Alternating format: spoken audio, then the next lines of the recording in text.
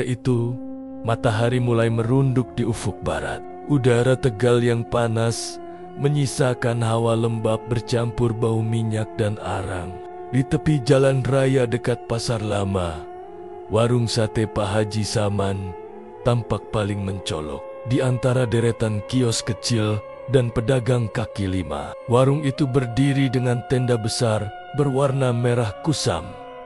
Dinding bambunya dipenuhi bekas asap yang menghitam. Orang-orang datang silih berganti, dari luar kota, dari terminal, bahkan dari desa-desa yang jauh. Semua ingin mencicipi sate yang katanya paling lezat di Tegal. Asap tebal mengepul dari bakaran di depan warung. Bau daging terbakar menyebar bersama embusan angin sore. Suara tusukan sate dibalik di atas bara. Suara lemak meleleh menetes di bara panas. Disusul letupan kecil yang seperti napas api.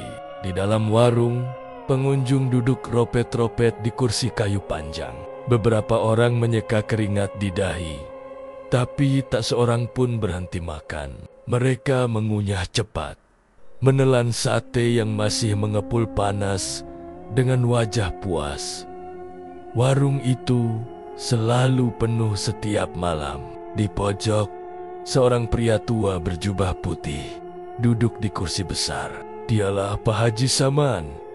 Tubuhnya agak gemuk, kulitnya sawo matang, dan matanya tajam di balik kacamata tebal. Setiap orang yang datang menunduk hormat kepadanya. Ia dikenal sebagai sosok yang dermawan, rajin sedekah, dan sering membantu warga sekitar. Tapi bagi beberapa orang yang memperhatikan lebih dekat, ada sesuatu yang ganjil pada caranya tersenyum. Senyumnya terlalu lama, matanya tak ikut tersenyum. Malam semakin larut, namun asap dari bakaran tidak juga berhenti. Karyawan warung sibuk berlari kecil, menambah arang, mencuci piring, memotong daging. Di belakang warung ada ruangan kecil yang jarang dimasuki siapapun selain Pak Haji. Di sanalah ia menyimpan bahan baku sate, begitu katanya. Tapi beberapa karyawan lama pernah melihat sesuatu yang membuat mereka memilih pergi tanpa pamit. Ada yang melihat karung bergerak sendiri. Ada yang mendengar embikan kambing di tengah malam, padahal tak ada kandang di sana. Namun, rumor tetaplah rumor. Tak ada yang berani bicara. Mereka tahu, bekerja di warung Pak Haji artinya mendapat gaji besar dan makan gratis setiap hari. Tak ada alasan untuk menolak rezeki yang mengalir deras. Meski perasaan mereka sering diganggu, ketakutan yang sulit dijelaskan, warung itu berdiri sejak belasan tahun lalu. Dahulu, tempat itu hanyalah gubuk kreyot di pinggir sawah. Pak Haji Saman hanyalah penjual sate keliling yang hidup sederhana. Semua berubah ketika suatu malam ia menghilang selama 3 hari. Ketika kembali, ia membawa uang, kambing, dan senyum aneh yang tak pernah hilang sejak hari itu. Tak lama kemudian, warungnya mulai ramai. Daging satenya empuk, rasanya berbeda dari sate manapun. Orang-orang menyebutnya sate ajaib. Semenjak itu, hidup Pak Haji berubah cepat. Ia membeli tanah, membangun rumah besar di atas bukit, dan membuka cabang warung di beberapa tempat. Banyak yang iri, tapi tak ada yang bisa menandingi kelezatan satenya. Namun, di sekitar warung mulai muncul hal-hal yang membuat bulu kuduk berdiri. Di malam-malam tertentu, terutama menjelang purnama, warga sekitar mendengar suara embikan kambing dari arah dapur. Suara itu panjang, berat, dan terdengar seperti berasal dari tenggorokan manusia. Kadang disertai bau amis yang menyengat. Jika seseorang nekat berjalan melewati warung pada jam 2 dini hari, mereka akan mencium aroma sate yang baru dibakar. Padahal warung sudah tutup dan semua lampu dimatikan. Di pagi hari, Arang di tungku selalu tampak hangat, seolah ada yang menggunakannya. Semalam, karyawan baru yang diterima bekerja di warung itu biasanya tak bertahan lama. Ada yang tiba-tiba sakit parah, ada yang pergi tanpa kabar. Hanya beberapa orang yang berani menetap, dan mereka memilih tidak banyak bicara. Salah satunya adalah Siti, gadis muda dari desa seberang yang baru bekerja di sana sebulan terakhir. Siti, gadis yatim piatu. Ia datang ke Tegal mencari pekerjaan dan diterima langsung oleh Pak Haji tanpa banyak pertanyaan. Baginya, bekerja di warung besar seperti ini adalah rezeki besar. Tapi sejak hari pertama, perasaan tidak nyaman sudah menemaninya. Ia sering mendengar suara-suara aneh saat mencuci piring di malam hari, seperti langkah kaki berat dan embikan yang datang dari arah gudang belakang. Ketika ditanyakan pada karyawan lain, mereka hanya tersenyum tipis dan menyuruhnya tidak banyak tanya. Setiap malam, saat warung hampir tutup, Pak Haji selalu memanggil seseorang untuk membantu di dapur belakang. Biasanya orang itu tidak kembali lagi ke warung keesokan harinya. Siti berpikir mereka mungkin pulang kampung, seperti yang sering dikatakan Pak Haji. Tapi jumlah karyawan yang hilang sudah terlalu banyak untuk sekadar kebetulan. Di luar warung, warga mulai bergosip. Beberapa ibu-ibu membicarakan tentang pekerja yang tak pernah pulang, tentang suara kambing yang terdengar di tengah malam, tentang darah yang sering muncul di selokan dekat warung setiap kali hujan deras. Tapi karena semua orang masih suka makan sate Pak Haji, gosip itu selalu menguap begitu saja. Rezeki yang enak tak bisa ditolak, begitu pikir mereka. Satu malam, langit Tegal tampak aneh. Bulan purnama bulat sempurna menggantung di langit seperti bola api besar. Udara lebih lembab dari biasanya, dan angin membawa bau anyir seperti darah segar. Siti yang sedang membersihkan meja merasa bulu kuduknya berdiri. Dari arah belakang, ia mendengar suara pintu terbuka perlahan. Pak Haji keluar dari ruangan kecil di belakang dapur. Pakaiannya basah oleh keringat, dan di tangannya tergenggam kain putih yang meneteskan cairan merah. Ia berjalan perlahan, melewati karyawan yang menunduk ketakutan. Tidak ada yang berani menatapnya. Ia berhenti sejenak di dekat tungku, menatap bara yang masih menyala, lalu tersenyum pelan sebelum masuk lagi ke ruangannya. Beberapa menit kemudian, suara embikan terdengar lagi. Kali ini lebih keras, seolah seekor kambing sedang disembelih. Tapi suaranya aneh, seperti ada yang tertahan di tenggorokan. Siti menutup telinganya dan berusaha fokus menyelesaikan pekerjaannya. Tapi rasa takut membuat tangannya gemetar. Ia merasa ada sesuatu yang memperhatikan dari balik tirai dapur. Malam itu, ia tidak bisa tidur. Ia tinggal di kamar kecil di lantai 2 warung bersama 2 karyawan lain. Dari jendela yang menghadap ke belakang warung, ia melihat bayangan besar bergerak di halaman belakang. Bentuknya seperti kambing, tapi berdiri tegak seperti manusia. Bayangan itu berjalan perlahan menuju ruangan Pak Haji, lalu menghilang begitu saja. Siti menahan napas dan berdoa dalam hati. Ia tahu sesuatu yang tak wajar sedang terjadi di warung ini, tapi ia tidak punya pilihan. Besok pagi ia harus tetap bekerja. Keesokan harinya, warung kembali ramai seperti biasa, seolah tak ada yang terjadi. Asap sate kembali memenuhi udara. Orang-orang datang, makan, tertawa, dan pulang dengan wajah puas. Namun di antara tumpukan tusukan sate dan daging yang baru dipotong, Siti melihat sesuatu yang membuat darahnya berhenti mengalir sesaat. Di antara potongan daging kambing, ada satu bagian kecil dengan bentuk jari manusia. Ia hampir menjerit, tapi cepat-cepat menutup mulut. Ia melihat ke arah Pak Haji yang berdiri tak jauh darinya. Pak Haji tersenyum tipis sambil menatapnya. Tatapannya dingin, seperti tahu apa yang baru saja dilihat gadis itu.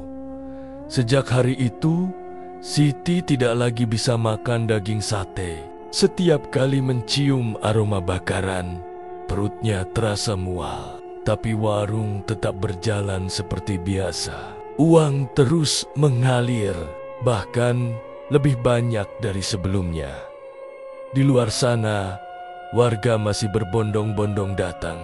Mereka tidak tahu bahwa setiap tusukan sate yang mereka nikmati adalah hasil dari perjanjian kotor yang dilakukan di dalam hutan larangan bertahun-tahun lalu. Hanya Pak Haji dan makhluk yang ia sembah yang tahu berapa banyak nyawa yang sudah menjadi bumbu rahasia di balik kelezatan sate itu. Malam-malam berikutnya, Siti mulai sering mendengar suara dari balik pintu kamar. Embikan kambing, langkah kaki menyeret, dan bisikan samar yang memanggil namanya. Terkadang ia melihat bayangan hitam berdiri di ujung tangga, menatapnya tanpa wajah. Ia tidak tahu harus berbuat apa. Setiap kali hendak kabur, selalu ada rasa seperti ada tangan tak terlihat yang menahan kakinya. Warung sate Pak Haji terus menjadi tempat paling ramai di Tegal dari luar. Semua tampak sempurna, tapi di balik tenda merah yang dipenuhi asap, ada aroma kematian yang tidak pernah benar-benar hilang.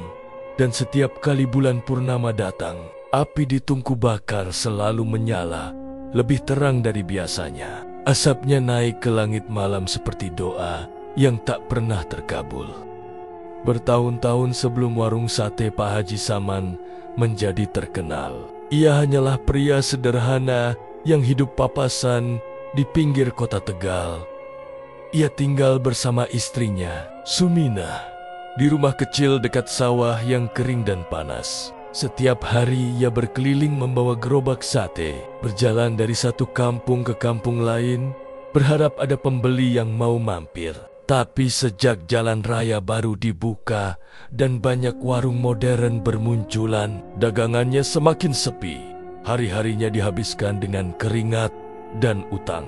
Arang, daging dan tusukan bambu dibeli dengan sisa uang pinjaman. Setiap malam, ia menghitung penghasilan sambil menatap wajah istrinya yang semakin kurus. Ia merasa gagal sebagai suami, gagal sebagai pedagang, dan gagal sebagai manusia.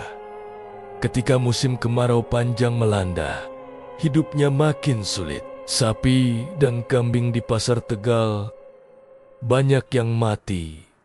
Harga daging naik dan para pelanggan beralih ke tempat lain. Warung-warung sate besar di pinggir jalan raya selalu penuh, sedangkan gerobaknya dibiarkan sepi. Ia mulai berpikir untuk berhenti berjualan, tapi di hatinya ada rasa malu yang tak bisa ia telan.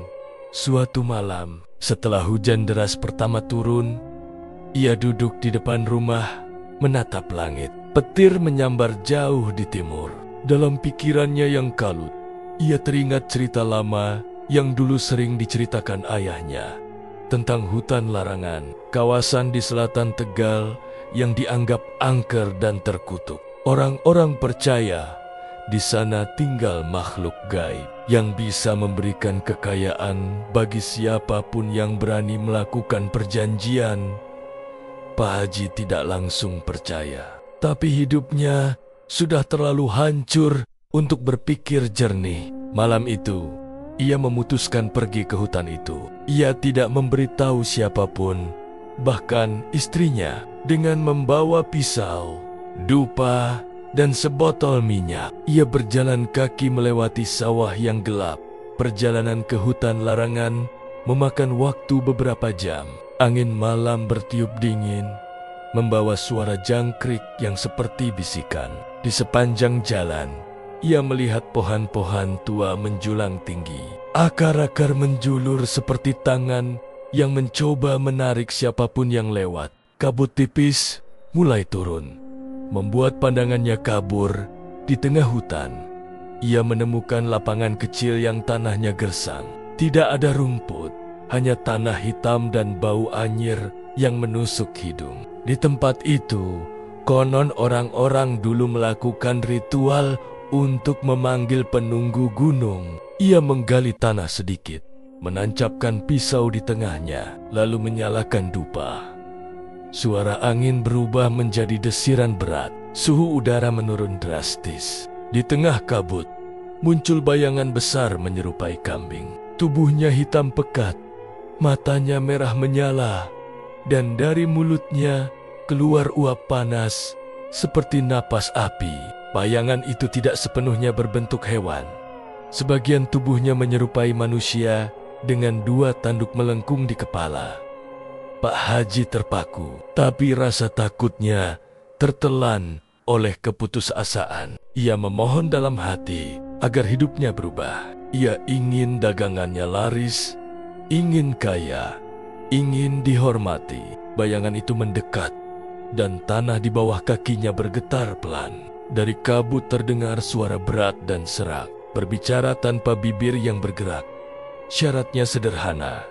Setiap bulan purnama, ia harus memberikan tumbal darah manusia sebagai ganti atas rezeki yang akan terus mengalir. Ia harus menjaga rahasia itu seumur hidup dan tidak boleh berhenti memberi persembahan. Jika melanggar, maka nyawanya akan diambil bersama seluruh keturunannya. Setelah malam itu, tidak ada yang sama lagi. Keesokan harinya, Pak Haji kembali ke rumah dengan wajah pucat. Ia tidak bercerita apapun pada istrinya, hanya berdiam diri di pojok rumah. Beberapa hari kemudian, ia memotong kambing pertama dan membakar dagingnya seperti biasa. Tapi rasa daging itu berbeda. Lebih empuk, lebih gurih, dan aromanya membuat siapapun yang mencium ingin segera makan. Warungnya mulai ramai. Orang-orang berdatangan dari berbagai tempat. Bahkan pedagang sate lain pun ikut belajar padanya. Dalam sebulan, pendapatannya meningkat berkali lipat. Ia mulai membeli peralatan baru, memperluas warung, dan menambah karyawan. Namun di balik keberhasilan itu, sesuatu mulai berubah dalam dirinya. Ia tidak pernah lagi salat di masjid, tidak pernah mengaji, dan lebih sering menghabiskan malam di belakang warung. Istrinya mulai curiga dengan bau aneh yang selalu keluar dari dapur setiap malam purnama. Suatu malam, Suminah mengikuti suaminya. Diam-diam, ia melihat sesuatu yang membuat darahnya berhenti mengalir. Suaminya sedang memotong daging yang bukan kambing. Daging itu terlalu putih, dan di atas meja tampak potongan tangan kecil milik manusia.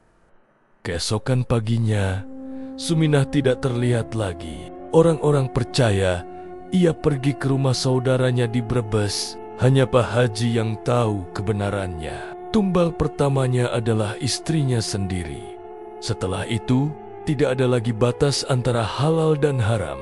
Setiap kali bulan purnama tiba, ia melakukan ritual di belakang warung. Ia menyalakan dupa, menaburkan darah kambing hitam, dan berlutut di hadapan bayangan besar yang muncul dari kegelapan. Kadang ia mendengar tawa berat dan embikan panjang yang menggema dari langit. Setiap kali ritual selesai, rezekinya selalu bertambah, rumahnya membesar, uangnya menumpuk, dan orang-orang menyebutnya sebagai contoh pedagang sukses. Tapi setiap kali ia menatap wajahnya di cermin, matanya tampak berbeda, merah, berurat, dan dingin. Kadang di malam hari, ia melihat bayangan kambing bertanduk di sudut kamar, menatapnya tanpa suara.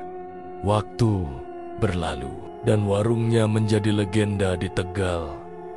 Tak ada yang tahu rahasia di balik kesuksesannya. Semua orang hanya tahu bahwa sate Pak Haji Saman adalah yang paling enak di kota itu. Tapi bagi mereka yang bekerja di sana, ketakutan menjadi bagian dari kehidupan sehari-hari. Beberapa karyawan lama sempat menemukan karung hitam berisi potongan tulang di sumur belakang. Mereka berusaha pergi, tapi selalu gagal. Satu persatu menghilang tanpa jejak. Warga menganggap mereka pulang kampung. Tak ada yang mau bertanya terlalu jauh. Hutan larangan tetap menjadi tempat terlarang bagi warga sekitar. Tidak ada yang berani ke sana setelah matahari terbenam.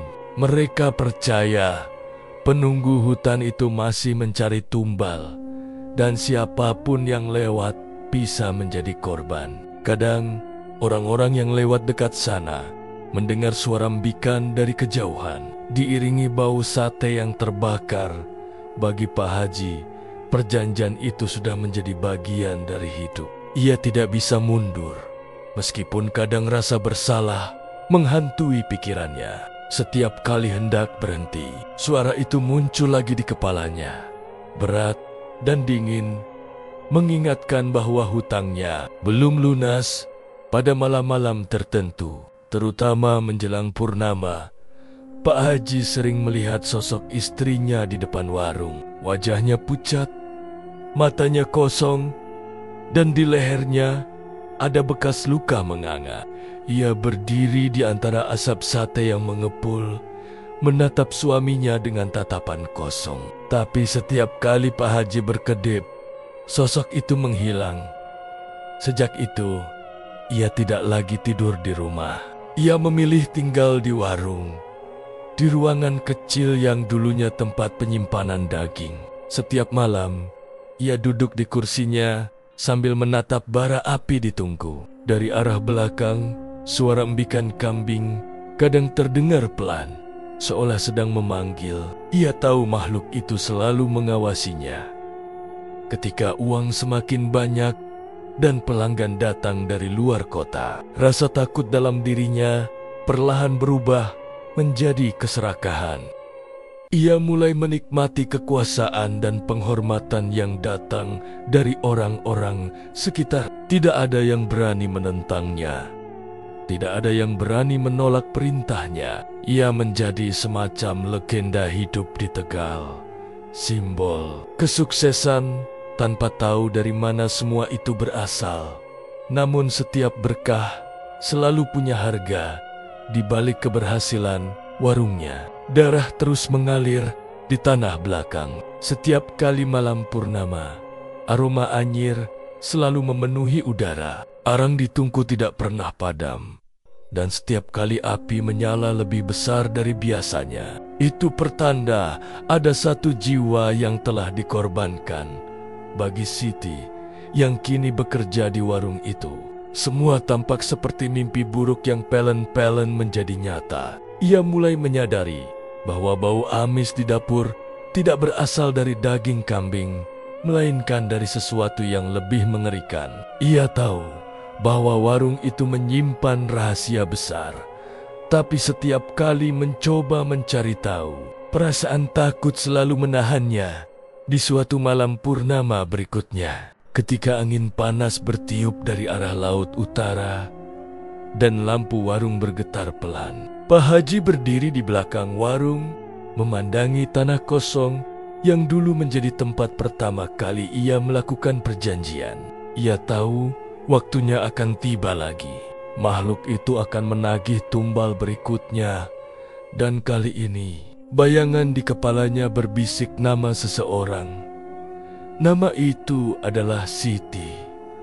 Pak Haji menatap langit. Bulan tampak seperti mata raksasa yang menatap balik ke arahnya. Ia tahu, dari jauh di hutan larangan, sesuatu sedang tersenyum menunggu.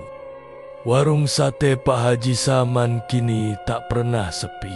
Dari pagi sampai malam, deretan kursi kayu selalu penuh. Asap sate mengepul tinggi, menciptakan kabut tipis di sekitar pasar lama Tegal. Orang-orang datang dari berbagai kota, bahkan dari luar Jawa. Mereka rela antre panjang hanya untuk mencicipi sate yang katanya paling lezat di seluruh Pantura di tengah kesibukan itu. Siti bekerja lebih keras dari biasanya. Ia mengurus piring, menyiapkan bumbu, dan membantu memotong daging. Setiap hari tubuhnya letih, tapi ada hal yang jauh lebih berat dari kelelahan. Ketakutan yang terus tumbuh di dalam dirinya. Sejak malam purnama terakhir, suasana di warung terasa berbeda. Udara di dapur terasa lebih panas. Meskipun tungku tidak sedang menyala, aroma anyir kadang muncul tanpa sebab, seperti bau darah segar yang baru disembelih. Siti sering merasa diawasi, terutama ketika sendirian di dapur belakang. Kadang ia melihat bayangan melintas cepat di dinding. Kadang terdengar embikan kambing yang menggema pelan dari arah gudang penyimpanan beberapa karyawan. Mulai menghilang satu persatu.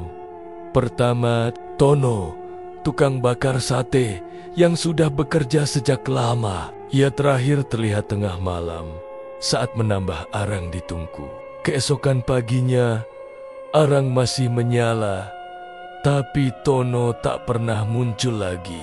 Pak Haji berkata bahwa Tono pulang kampung karena ibunya sakit. Tidak ada yang berani bertanya lebih jauh. Beberapa hari kemudian, Slamet yang biasa mencuci piring juga hilang. Piring-piring kotor dibiarkan menumpuk hingga siang. Siti yang membersihkannya sendiri. Ia mulai merasa ada pola di balik semua ini. Setiap kali bulan purnama mendekat, selalu ada satu orang yang menghilang. Setiap malam purnama, Pak Haji Saman menutup warung lebih awal. Ia menyuruh semua karyawan pulang. Tapi Siti tahu, selalu ada satu orang yang diminta tinggal untuk membantu menyiapkan bahan sate khusus. Orang yang diminta itu tidak pernah terlihat lagi. Di belakang warung ada sumur tua yang sudah lama tidak dipakai. Letaknya di pojok tanah yang tertutup semak belukar dan papan kayu lapuk. Siti jarang mendekatinya, karena setiap kali lewat sana, hawa dingin langsung terasa menyentuh kulitnya. Tapi suatu sore, setelah hujan deras, papan penutup sumur itu terlepas. Air di dalamnya berwarna kehitaman dan berbau busuk. Ia melihat sesuatu mengapung di dalamnya. Potongan kain seragam kerja yang sudah sobek dan menempel pada sesuatu yang tampak seperti tulang. Siti mundur pelan. Lututnya lemas. Ia tahu itu bukan tulang hewan. Sejak saat itu, tidurnya tidak pernah tenang. Setiap kali memejamkan mata, bayangan Tono dan Slamet muncul. Wajah mereka pucat, matanya kosong, seolah memanggel-manggel dari dalam air. Di tengah malam, ia mendengar langkah kaki berat di depan kamarnya, seperti seseorang berjalan menyeret sesuatu yang berat. Kadang langkah itu berhenti tepat di depan pintunya. Lalu terdengar suara embikan kambing pelan, seolah makhluk itu berdiri hanya beberapa senti dari tempat tidurnya. Hari berganti minggu, warung tetap ramai, uang tetap mengalir, dan semua orang tetap pura-pura tidak tahu apa yang sebenarnya terjadi. Siti mulai berpikir untuk kabur, tapi entah mengapa setiap kali ia ingin melangkah keluar, tubuhnya terasa berat, seperti ada sesuatu yang menahan.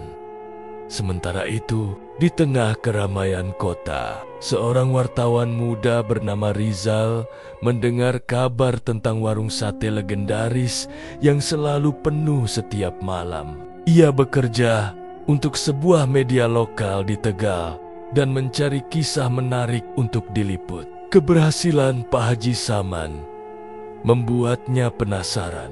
Ia ingin tahu bagaimana seorang penjual sate biasa bisa menjadi pengusaha besar dalam waktu singkat. Ketika Rizal pertama kali datang ke warung itu, suasananya terasa berbeda dari yang ia bayangkan. Dari luar memang tampak biasa, tapi udara di sekitar tempat itu terasa berat. Asap sate yang keluar dari tungku menimbulkan aroma yang terlalu tajam, seolah ada sesuatu yang tidak wajar di dalamnya. Ia memperhatikan para pekerja yang tampak lelah dan wajah mereka yang pucat. Rizal menulis catatan kecil tentang warung itu, tentang Pak Haji yang jarang terlihat keluar, tentang karyawan yang berganti-ganti, dan tentang gosip yang beredar di kalangan warga. Beberapa orang bercerita padanya bahwa sudah banyak pekerja yang tidak pernah pulang setelah bekerja di sana. Tapi tidak ada bukti, hanya cerita yang disebarkan dari mulut ke mulut. Ia memutuskan untuk menyelidiki lebih dalam. Malam itu, Rizal datang kembali dan duduk di warung sampai tutup. Ia berpura-pura menjadi pelanggan biasa. Saat semua orang sudah pergi, ia melihat Pak Haji Saman berdiri di depan dapur, memandangi tungku dengan wajah kosong. Wajahnya terlihat tua, tapi matanya tajam dan penuh tekanan. Ia tampak berbisik pelan, seolah berbicara dengan seseorang yang tidak terlihat. Rizal menunggu di kejauhan, menulis setiap hal yang ia lihat. Tapi ketika tengah malam tiba, ia melihat sesuatu yang tidak bisa dijelaskan. Dari arah gudang belakang, muncul cahaya redup berwarna merah. Asap tipis keluar dari celah pintu. Lalu terdengar suara berat seperti embikan kambing, tapi diiringi erangan manusia. Ia ingin mendekat, tapi langkahnya terasa berat. Bau amis begitu kuat, sampai membuat perutnya mual. Ia melihat bayangan besar bergerak di dalam gudang, tinggi dan bertanduk. Suara itu terus terdengar, disertai bunyi seperti pisau mengiris daging. Rizal mundur pelan, tapi tanpa sengaja kakinya menginjak pecahan piring. Suaranya memecah keheningan. Bayangan itu berhenti bergerak. Dari arah pintu, sesuatu menatapnya. Dua mata merah menyala dalam kegelapan. Rizal berlari secepat mungkin keluar dari halaman warung. Ia tidak berhenti sampai mencapai jalan besar. Keesokan harinya, ia kembali ke tempat itu di siang bolong, berpura-pura hendak mewawancarai Pak Haji untuk artikelnya. Tapi warung sudah buka seperti biasa, ramai, dan semua tampak normal. Tidak ada tanda-tanda kejadian aneh semalam. Hanya saja, di belakang warung, Rizal melihat bekas arang yang masih hangat dan noda merah di lantai tanah. Ia mencoba menanyai para pekerja, tapi tidak ada yang mau bicara. Wajah mereka kaku, seperti sedang menyimpan rahasia besar. Sementara itu, Siti semakin tertekan. Ia sudah tidak sanggup menahan rasa takut. Setiap malam, ia mendengar suara tangisan dari gudang belakang. Kadang suara itu seperti berasal dari seseorang yang mengenalnya. Ia yakin ada sesuatu di sana. Sesuatu yang disembunyikan Pak Haji Saman. Suatu malam, ketika hujan turun deras, listrik di warung padam, para pelanggan pergi tergesa-gesa. Hanya tinggal beberapa pekerja yang membereskan meja. Pak Haji memerintahkan semua untuk pulang lebih awal. Tapi Siti yang sedang mencuci piring mendengar suara dari belakang. Suara itu memanggil namanya dengan nada serak, seperti berasal dari dasar sumur tua. Ia memberanikan diri melihat ke arah sumur. Di bawah cahaya petir, ia melihat sesuatu yang membuat napasnya terhenti. Dari dalam sumur, muncul gelembung besar di permukaan air. Lalu perlahan, sesuatu naik ke atas, potongan kain seragam yang ia kenali. Kain itu milik Tono. Bersama kain itu, muncul potongan tangan manusia yang membusuk. Siti berlari ketakutan dan menabrak ember di dapur. Suaranya keras, tapi Pak Haji tidak keluar. Ia tahu malam itu adalah malam purnama. Ia bersembunyi di balik meja Tubuhnya gemetar. Dari arah gudang terdengar langkah kaki dan suara embikan kambing yang semakin keras. Ia mengintip sedikit dan melihat bayangan besar berdiri di depan pintu gudang. Sosok itu tidak sepenuhnya kambing, tapi juga bukan manusia. Kulitnya gelap, matanya merah menyala, dan di tangannya memegang kepala kambing yang masih meneteskan darah. Pak Haji Saman berdiri di sampingnya, menunduk dengan wajah pucat. Ia tampak berdoa pelan, sementara sosok itu menatap ke arah dapur. Siti menutup mulutnya agar tidak menjerit. Ritual itu berlangsung lama.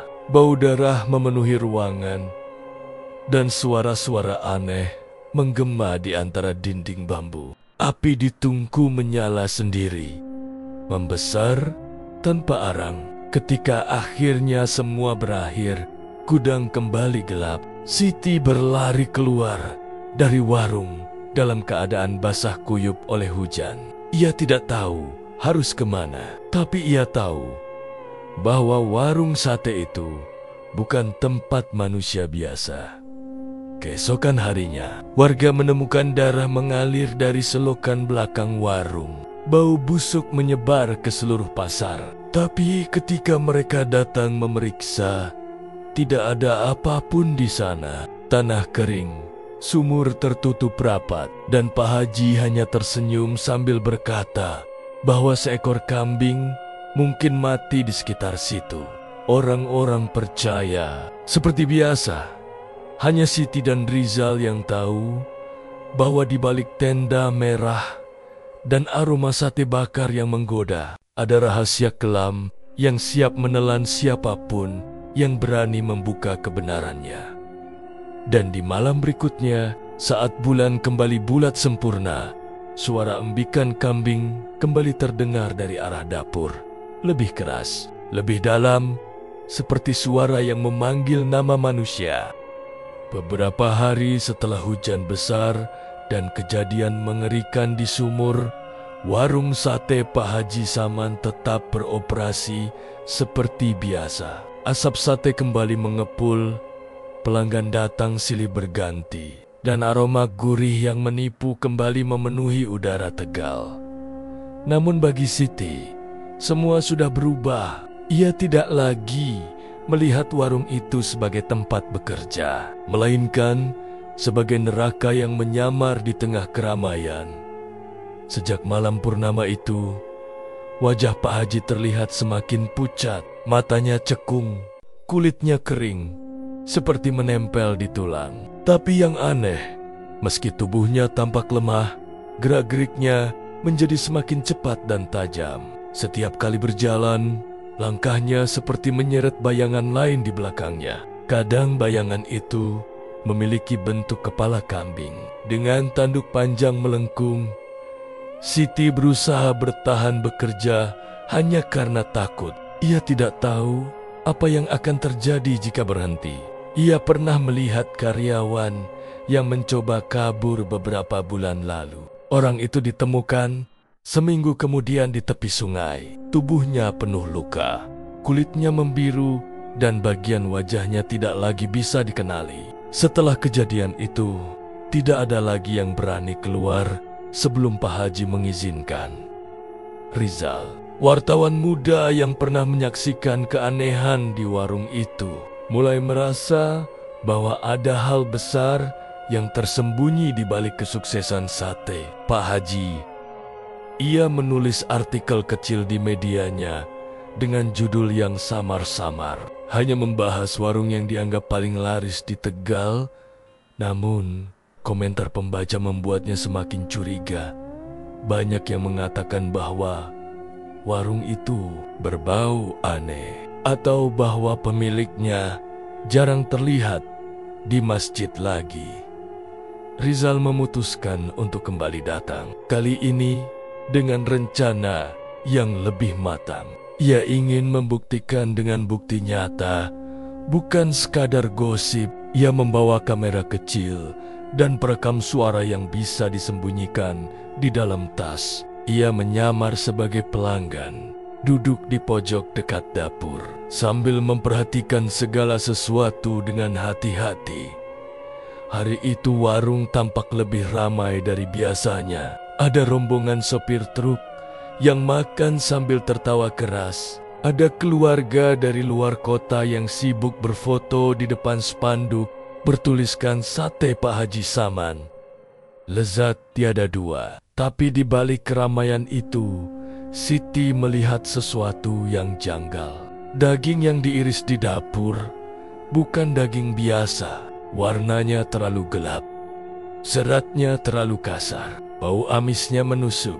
Berbeda dari aroma kambing segar. Pak Haji berdiri di dekat tungku dengan tangan berlumur darah. Ia memegang sebilah pisau besar dan menatap setiap potongan daging dengan wajah datar. Siti melihat matanya berkilat merah sesekali, seperti memantulkan cahaya api. Malamnya, Rizal tetap berada di sekitar warung hingga semua pelanggan pergi.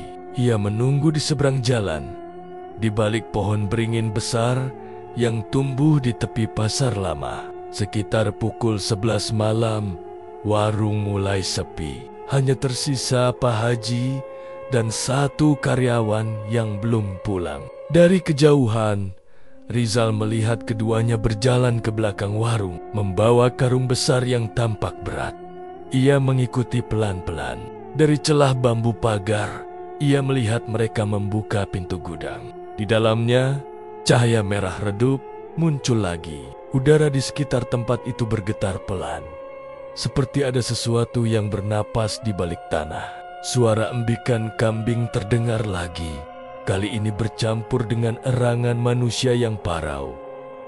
Rizal menahan napas. Ia melihat Pak Haji meletakkan karung di atas meja, lalu membuka isinya. Dari dalam karung, terlihat potongan tubuh manusia yang sudah membiru, dengan bekas luka di dada dan leher. Rizal hampir menjerit, tapi tangannya menutup mulut sendiri. Ia sadar, orang di dalam karung itu adalah salah satu pekerja yang hilang minggu lalu.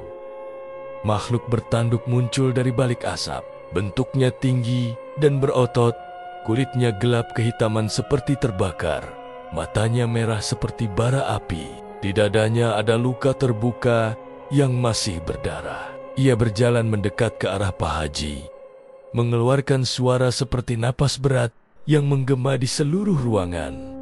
Pak Haji menunduk dalam-dalam, lalu meletakkan tangan di meja. Darah dari potongan tubuh itu menetes ke lantai dan membentuk simbol aneh yang berputar pelan, seperti hidup. Api di tungku menyala sendiri, membesar hingga dinding dapur bergetar. Makhluk itu berjongkok, mencium darah di tanah, lalu mengeluarkan suara rendah seperti tertawa.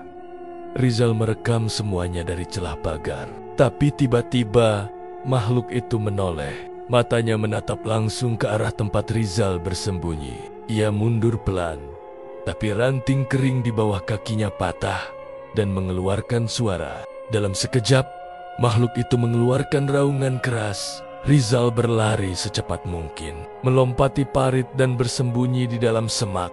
Ketika ia menoleh lagi, pintu gudang sudah terbuka lebar. Tidak ada siapapun di sana, tapi di udara tercium bau daging gosong yang tajam.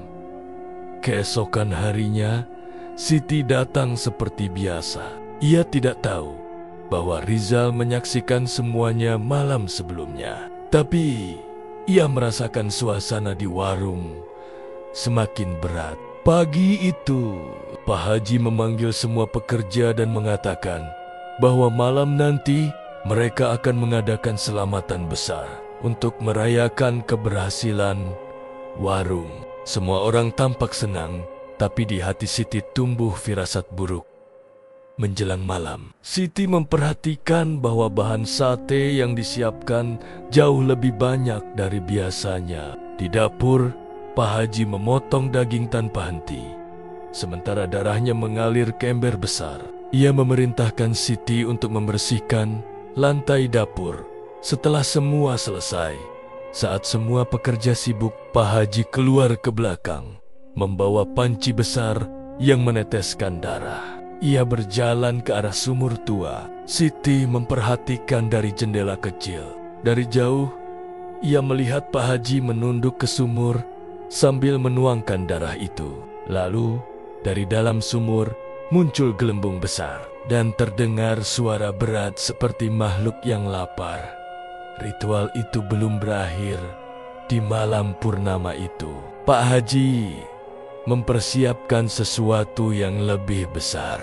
Siti merasa semakin gelisah. Ketika semua pekerja pulang, ia sengaja bersembunyi di belakang dapur. Ingin tahu apa yang sebenarnya dilakukan Pak Haji.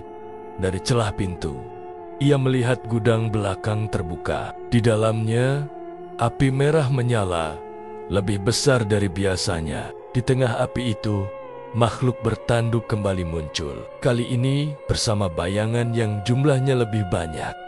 Makhluk-makhluk itu berputar, mengelilingi Pak Haji yang berdiri di tengah ruangan. Suara mereka bergema seperti bisikan yang bercampur tawa. Di meja ada potongan tubuh manusia, tapi jumlahnya hanya satu. Siti mengenali wajah itu. Itu wajah Rizal. Rizal yang berusaha mengungkap kebenaran, tertangkap saat mencoba mengambil kamera yang terjatuh malam sebelumnya. Pak Haji mempersembahkan tubuhnya sebagai tumbal terakhir agar pesugihan tetap berjalan. Siti jatuh terduduk di lantai. Tubuhnya gemetar hebat. Ia tahu sekarang tidak ada lagi jalan keluar. Semua yang mencoba melawan akan berakhir seperti Rizal.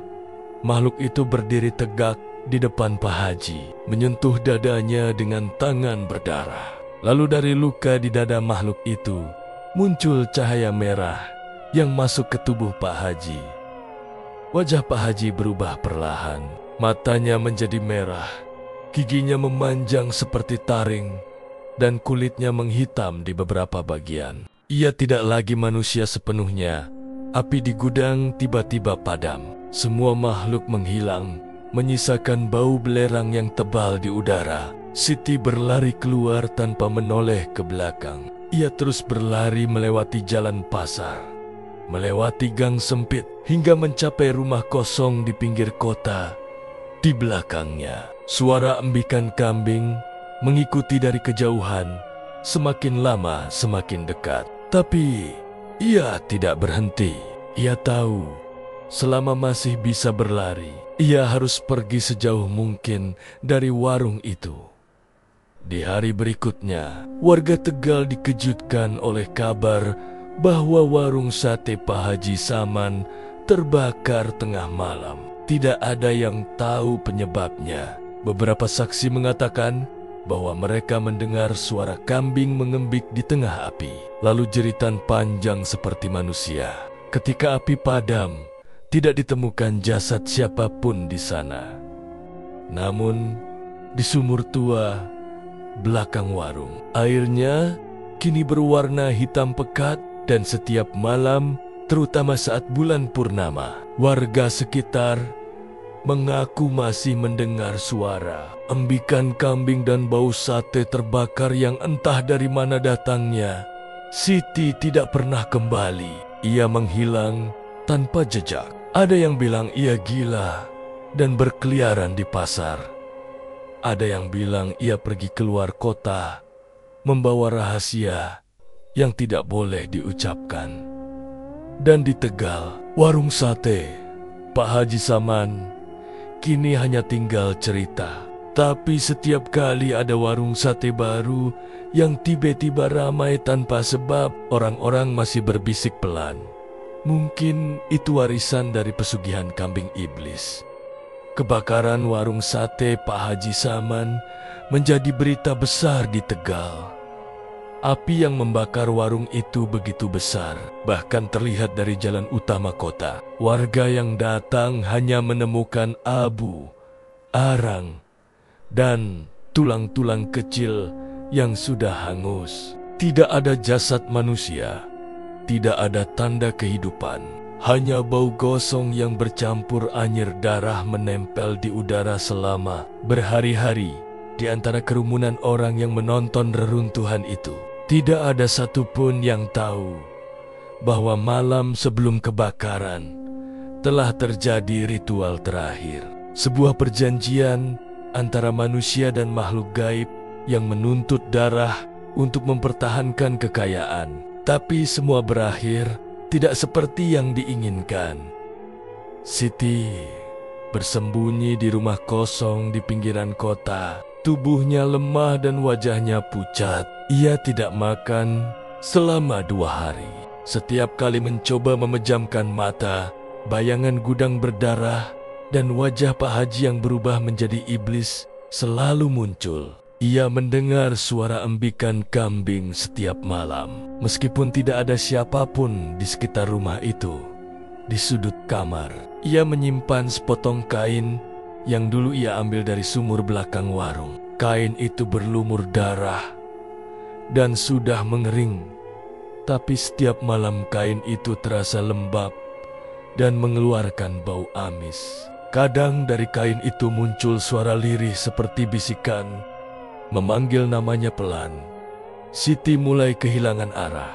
Ia ingin melapor ke polisi, tapi ia tahu tidak akan ada yang percaya. Semua orang di Tegal hanya tahu bahwa warung sate terbakar. Tidak ada yang tahu bahwa di balik kesuksesan itu ada pesugihan yang memakan nyawa manusia. Ia sendirian dengan rahasia besar yang tidak bisa diucapkan. Hari-hari berlalu dalam ketakutan. Siti merasa diawasi setiap saat. Ia sering melihat bayangan hitam berdiri di depan jendela, menatap dari luar tanpa bergerak. Kadang pintu kamar terbuka sendiri, dan udara dingin masuk seperti ada sesuatu yang ikut masuk bersama angin. Satu malam, ia mendengar suara langkah kaki di luar rumah. Langkah itu berat dan berirama, seperti kaki hewan besar. Suara itu berhenti tepat di depan pintu. Kemudian terdengar embikan kambing. Pelan tapi jelas, Siti menutup telinganya. Tapi suara itu semakin keras. Ia melihat ke arah pintu dan melihat sesuatu bergerak di bawah celah. Bayangan kaki bertanduk. Ia menjerit tanpa suara, lalu berlari ke sudut kamar dan bersembunyi di balik meja. Pintu rumah terbuka pelan, lalu tertutup kembali. Udara di dalam rumah menjadi dingin dan aroma sate terbakar mengisi ruangan. Siti tahu makhluk itu datang mencarinya. Ia menunduk, menahan napas. Dari arah ruang tamu terdengar napas berat dan suara kuku yang menggores lantai. Makhluk itu berjalan perlahan ke arah kamarnya. Di dinding, bayangannya terlihat jelas. Tubuh tinggi, kepala kambing, dan tangan panjang berotot yang meneteskan darah. Ketika makhluk itu hampir sampai di depan pintu, tiba-tiba suara azan subuh terdengar dari masjid kecil di kejauhan. Makhluk itu berhenti. Ia mengeluarkan suara mengerang pelan. Lalu perlahan-lahan menghilang di udara, meninggalkan bau busuk yang menyengat. Siti menangis selama malam itu. Ia tahu kutukan itu belum berakhir. Makhluk itu tidak akan berhenti sampai semua yang terlibat dalam pesugihan itu lenyap. Tapi Pak Haji Saman sudah terbakar bersama warungnya. Jadi siapa lagi yang akan dijemput selanjutnya? Beberapa hari kemudian, di Pasar Lama Tegal, warga melihat seorang pria tua duduk di antara sisa arang bekas kebakaran warung. Wajahnya hitam legam, rambutnya putih, dan matanya merah seperti bara. Orang-orang yang melihatnya mengira itu hanya orang gila. Tapi saat mereka mendekat, pria itu menghilang seolah terbawa angin. Beberapa saksi berkata bahwa mereka mengenali wajah itu. Wajah Pak Haji Saman. Desas-desus mulai menyebar. Ada yang bilang Pak Haji masih hidup dan gentayangan, mencari tumbal baru untuk menggantikan perjanjiannya yang terputus. Ada juga yang mengatakan ia dikutuk untuk selamanya menjadi pelayan makhluk bertanduk yang dulu memberinya kekayaan. Malam-malam di sekitar bekas warung itu tidak pernah tenang lagi. Warga sering mendengar suara kambing mengembik, diikuti suara pisau diasah dan aroma sate terbakar yang muncul dari udara. Kadang terdengar tawa rendah yang menyeramkan, lalu lenyap begitu saja. Rizal tidak pernah ditemukan, tapi kamera kecil yang ia bawa ditemukan oleh seorang anak kecil di tepi sungai 2 minggu setelah kebakaran. Ketika polisi membuka rekamannya, hanya ada video pendek berdurasi beberapa detik. Dalam video itu terlihat dapur warung, darah di lantai, dan bayangan besar bertanduk yang berdiri di belakang Pak Haji. Setelah itu layar menjadi gelap dan terdengar suara embikan kambing yang sangat keras. Video itu tidak pernah dirilis ke publik, tapi polisi yang melihatnya berhenti makan sate selama berbulan-bulan. Siti akhirnya pergi jauh dari Tegal. Ia naik bus tanpa tujuan, hanya ingin meninggalkan tempat itu. Namun di perjalanan, ia bermimpi buruk setiap malam.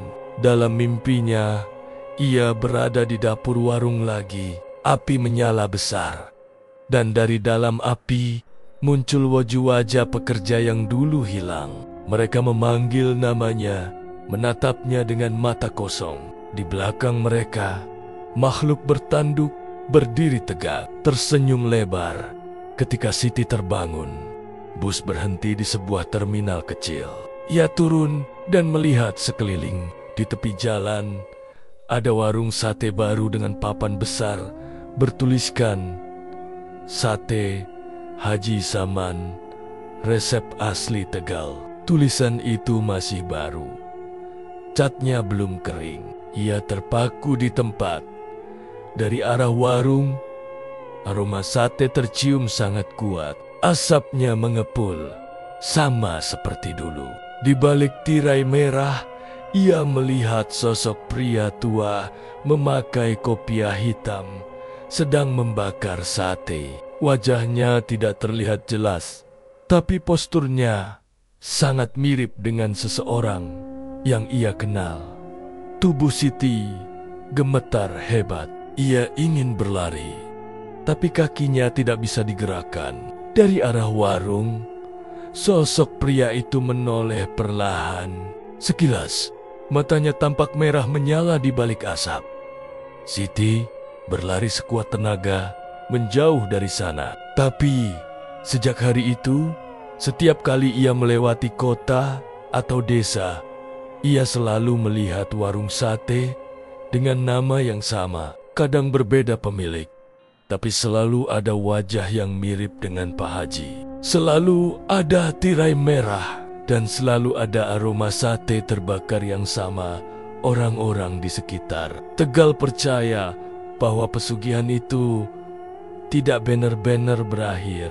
Api yang membakar warung hanya menghancurkan tubuh, bukan perjanjiannya. Makhluk bertanduk itu masih berkeliaran, mencari manusia baru yang tamak dan haus uang untuk melanjutkan ikatan lama. Beberapa tahun kemudian, warga di Tegal kembali digemparkan oleh warung sate lain yang tiba-tiba viral. Rasanya luar biasa lezat, pengunjungnya ramai, dan pemiliknya selalu memakai kopiah hitam serta sarung lusuh. Ketika ditanya resepnya, ia hanya tersenyum dan berkata bahwa rahasianya ada pada bumbu warisan dari guru lama. Suatu malam, seorang pekerja di warung itu menghilang tanpa jejak. Lalu keesokan harinya, pelanggan tetap ramai, seolah tidak terjadi apa-apa. Di belakang warung ditemukan sumur tua yang airnya berwarna hitam dan mengeluarkan bau darah. Orang-orang yang tahu cerita lama langsung mengingat nama Pak Haji Saman, tapi generasi baru hanya tertawa dan menyebutnya takhayul. Mereka tidak tahu bahwa darah yang pernah mengalir di warung lama itu masih menuntut janji. Di antara kabut malam, di jalanan sunyi dekat Pasar Tegal, kadang terdengar suara kambing mengembik panjang. Dan di udara selalu muncul aroma sate terbakar yang terlalu tajam untuk dianggap biasa. Bagi yang mengerti, itu adalah tanda bahwa pesugihan kambing iblis belum mati. Ia hanya berpindah tangan dari satu manusia tamak ke manusia berikutnya. Sementara Siti hidup dalam ketakutan selamanya, menjadi saksi terakhir dari perjanjian yang tak bisa diputus. Ia tahu bahwa selama ada manusia yang menginginkan kekayaan instan, suara kambing itu akan terus terdengar, memanggil, menuntut, dan menunggu tumbal berikutnya. Dan di kota Tegal, setiap kali bulan purnama datang, udara di sekitar bekas warung sate itu selalu berubah dingin. Api kecil sering muncul di tanah tanpa sebab. Orang-orang yang melintas kadang melihat bayangan pria tua memakai kopiah hitam, duduk di depan tungku, membakar sate sambil tersenyum. Mereka yang melihatnya biasanya jatuh sakit keesokan harinya. Sebagian tidak pernah sembuh. Tidak ada yang tahu siapa yang pertama kali membawa pesugihan itu ke dunia manusia. Tapi satu hal pasti, selama ada api yang menyala di tungku sate di Tegal, selama ada uang yang mengalir deras dari warung kecil di pinggir jalan, kutukan itu akan terus hidup. Dan di antara asap sate yang menggoda, selalu ada aroma samar darah yang tidak bisa hilang, menandakan bahwa perjanjian itu belum selesai.